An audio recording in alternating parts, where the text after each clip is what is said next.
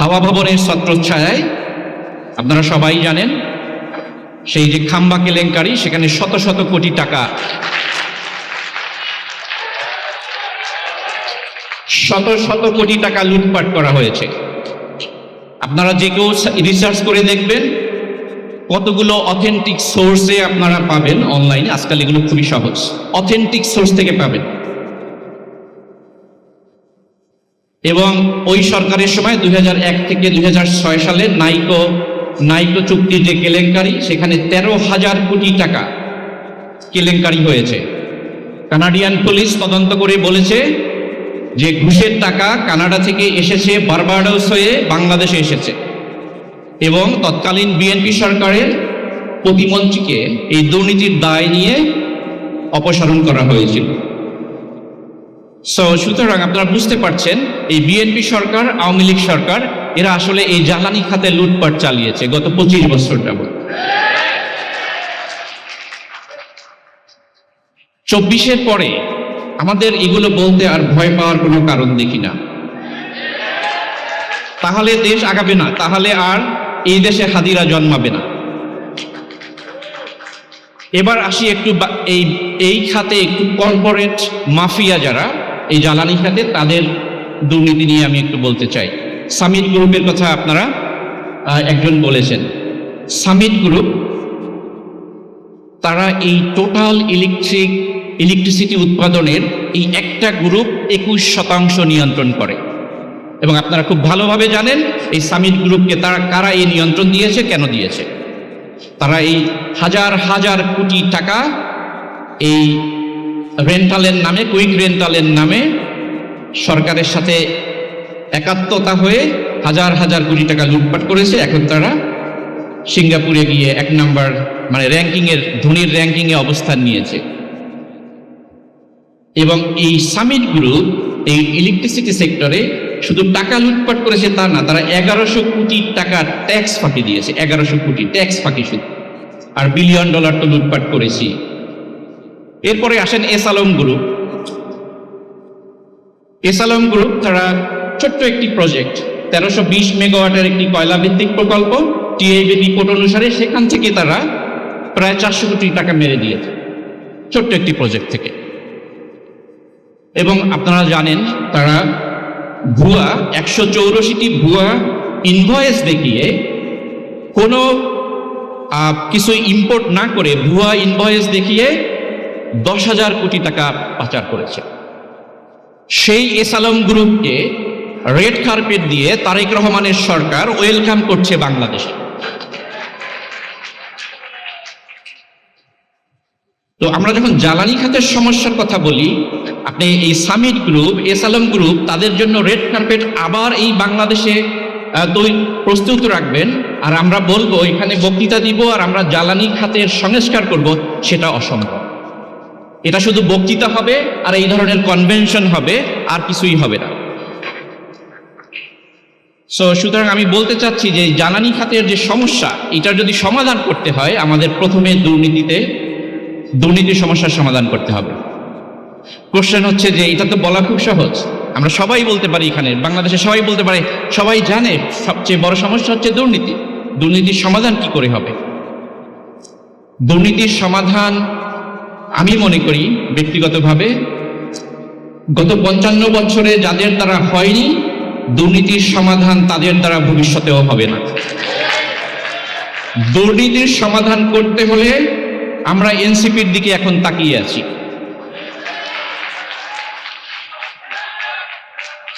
এবং এনসিপি যেন সেটাকে তারা গুরু দায়িত্ব হিসেবে বহন করে।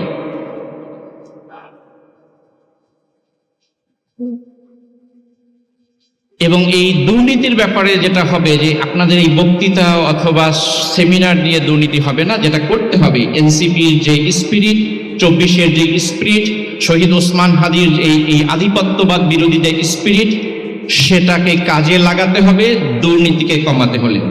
আমরা যখন দেখি যে এসালমদের জন্য রেড কার্পেট রেডি করা হচ্ছে, আবার তাদেরকে ব্যাংকগুলো ফিরিয়ে দেওয়া হচ্ছে, এটার জন্য বক্তৃতা দিয়ে এই সমস্যার সমাধান এই বাংলাদেশে হবে না, কারণ 55 বছরে হয়নি বক্তৃতা দিয়ে। সো আমার এনসিপি নেতাদের কাছে অনুরোধ থাকলো, এই দুর্নীতির বিষয়টা আমাদেরকে আসলে শক্ত হাতে, সেটা সংসদের ভিতরে তারা চেষ্টা করছে, আমি ওয়েলকাম করি, এবং এই দুর্নীতির ব্যাপারে যদি প্রয়োজন হয় এটা রাস্তায় আমাদেরকে আবার যেতে হবে, আমরা আপনাদের সাথে আছি। আমি ব্যক্তিগতভাবে বলতে চাই, আগস্ট মাসের 3 তারিখ নাহিদ ইসলাম এবং হাসনাত আব্দুল্লাহ আমাকে শহীদ মিনারে এক দফা ঘোষণার সময় বলেছিল যে স্যার কিছু বলেন। আমি সেদিন দাঁড়িয়ে 3রা আগস্ট আমি শেখ হাসিনার এবং হত্যাকারী সকল আর্মি অফিসার এবং পুলিশ অফিসারদের বিচার চেয়েছিলাম। আমি আশ্বস্ত করছি আমি আপনাদের সঙ্গে ভবিষ্যতেও থাকব, যদি প্রয়োজন হয় আমি কানাডা থেকে আবার ফ্লাই করে এসে আপনাদের সঙ্গে আবার রাস্তায় দাঁড়াবো।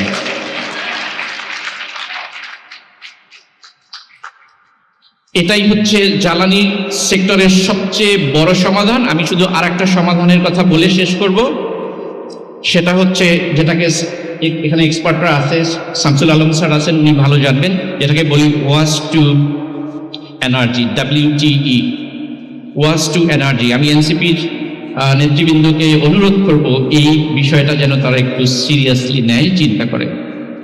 ওয়াশ টু এনার্জি হচ্ছে আমাদের বাংলাদেশে প্রতিদিন 25,000 থেকে 30,000 টন বর্জ্য উৎপাদন হয়।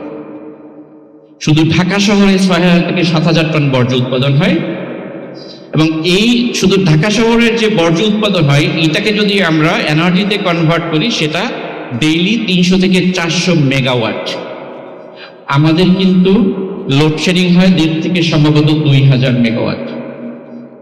অর্থাৎ আমাদের যে টোটাল বর্জ্য উৎপাদন হয় ডেইলি, এটাকে যদি আমরা এনার্জিতে কনভার্ট করতে পারি, আমাদের যে টোটাল লোডশেডিং তার 80 থেকে 90% শুধু এটা থেকেই সমাধান করা সম্ভব। এবং আমি মনে করি বাংলাদেশের জন্য এটা সবচেয়ে বাস্তবসম্মত সমাধান, এবং এটার জন্য খুব লং টার্ম প্ল্যান না করলেও চলে। এবং সবচেয়ে গুড নিউজ হচ্ছে এই সেক্টরে বিশ্বকে নেতৃত্ব দিচ্ছে চায়না, স্যার আরো ভালো জানবে।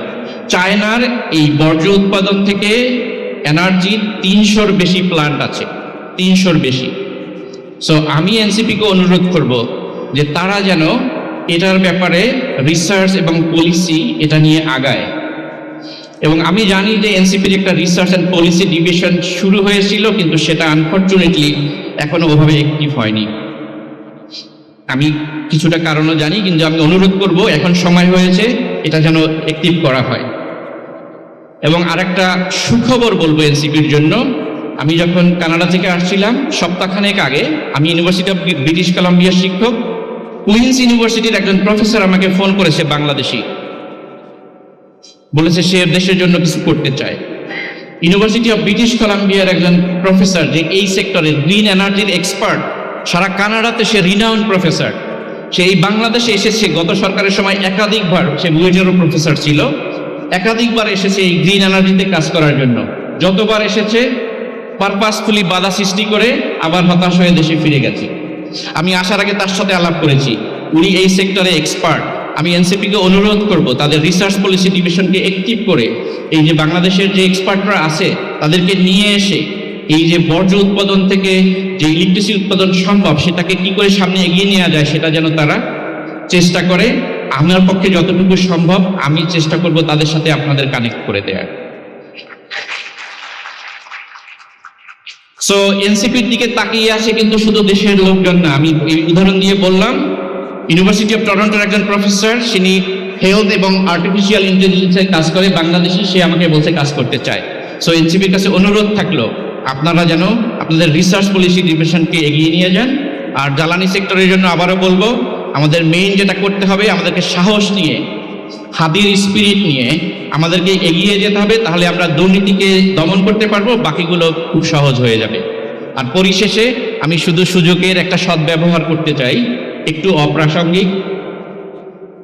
খাদি হত্যার বিচার নিয়ে এনসিপির এখানে সকল সেন্ট্রাল লিডাররা আছেন, আপনাদের কাছে আমার হাত জোর অনুরোধ থাকলো, খাদি হত্যার বিচারের দাবি আমার কাছে মনে হচ্ছে আস্তে আস্তে ম্লান হয়ে যাচ্ছে। আমি হাদিকে বলে এসেছি আমরা এই দেশ বদলাবো।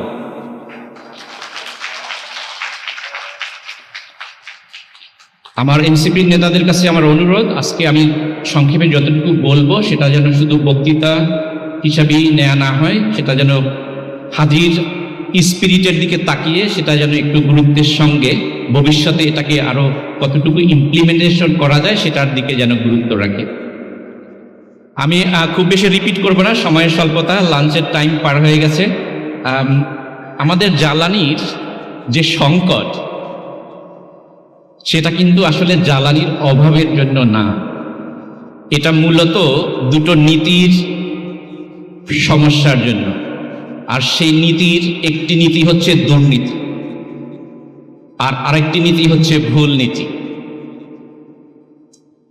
আমি প্রথমেই শুরু করছি কিছু স্ট্যাটিস্টিক্স দিয়ে, পরিসংখ্যান দিয়ে। অনেকেই বলেছেন, আমি খুব বেশি রিপিট করব না, যে আমাদের জ্বালানির 65 থেকে 70% হচ্ছে আমদানি নির্ভর, এবং আমরা বাংলাদেশ বছরে $12 বিলিয়ন আমদানি ব্যয় করে জ্বালানিতে, এবং সেই $12 বিলিয়ন হচ্ছে আমাদের টোটাল বাজেটের 19% বাংলাদেশের বাজেটের। এবং এলএনজি আমরা যেটা আমদানি করি, হাসনাত আব্দুল্লাহ বলে গিয়েছে, সেটা হচ্ছে $4 বিলিয়ন পার ইয়ার। এটা হচ্ছে 2025 সালের স্ট্যাটিস্টিক্স। সো $4 বিলিয়ন হচ্ছে আমাদের বাজেটের প্রায় 6%। আমরা সবাই জানি বাংলাদেশের এই 55 বছরে এখন পর্যন্ত আমাদের শিক্ষা খাতে সর্বোচ্চ ব্যয় হয়েছে আমাদের বাজেটের 2.1%। সেখানে আমরা শুধু এলএনজি আমদানিতে ব্যয় করছি বাজেটের 6%। আমাদের ইনস্টল ক্যাপাসিটি 25,000 থেকে 30,000 মেগাওয়াট, অথচ আমাদের প্রতিদিনের লোডশেডিং এর ব্যাপারে আপনারা আমার চেয়ে ভালো জানেন, আপনারা ভুক্তভোগী। তো প্রশ্ন হচ্ছে যে আমাদের এত লোডশেডিং কেন? ইনস্টল ক্যাপাসিটির প্রায় অর্ধেক হচ্ছে আমাদের ডিমান্ড। আমি যতটুকু জানি পিক ডিমান্ড হচ্ছে, সর্বোচ্চ রেকর্ড হচ্ছে 17,800 মেগাওয়াট। এর মেইন কারণ হচ্ছে, অনেকেই বলে গিয়েছেন, সেই আমাদের ইনস্টল ক্যাপাসিটি আছে কিন্তু সেখানে বিদ্যুৎ উৎপাদন হচ্ছে না, এবং সেটার কারণ হচ্ছে মেইন, ওটাকে ব্যবহার করা হচ্ছে দুর্নীতির একটা